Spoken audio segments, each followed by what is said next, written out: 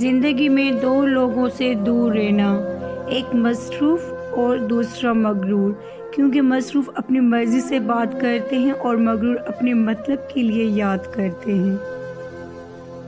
بعض تکلیفوں اور پریشانیوں میں انسان کے لیے خیر چھپی ہوتی ہے۔ یاد رکھو، امن کا دروازہ تمہارے اپنی ہی ذات میں کھلتا ہے۔ صبر دراصل یہ ہے کہ جو تکلیف تمہیں پہنچے تم اس پر آزاری نہ کرو۔ معزز بننا چاہتے ہو تو دوسروں کی عزت کرو، کیونکہ یہ کام معزز بندہ ہی کرتا ہے اور یہی انسانیت کا کمال ہے۔ اللہ تعالیٰ اسے ولی بنا لیتا ہے جو بندہ یہ چار کام کرتا ہے: کم کھاتا ہے، کم سوتا ہے، کم بولتا ہے اور لوگوں سے میل جول کم رکھتا ہے۔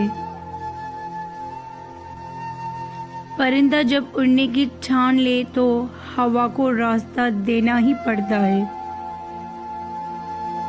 نیک لوگوں کی صحبت اختیار کرو کہ صحبت میں بڑا اثر ہوتا ہے۔ اتنا جھوٹ نہ بولو کہ تمہارے سچ سے اعتبار اٹھ جائے۔ علم یہ ہے کہ آپ کو معلوم ہو کہ کیا کہنا ہے، اور حکمت یہ ہے کہ آپ کو معلوم ہو کہ کب کہنا ہے۔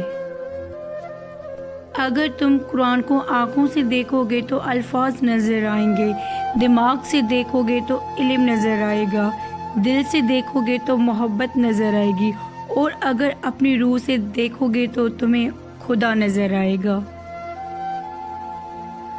زندگی میں جب بھی تمہیں تنہائی محسوس کرو تو یاد رکھو خدا نے سب کو دور کر دیا تاکہ پیچھے صرف تم اور وہ رہ جائے۔ Thank you so much for watching my video. اگر میرا ویڈیو آپ کو اچھا لگا تو پلیز آپ میرے چینل کو ضرور سبسکرائب کیجیے گا۔ اللہ حافظ۔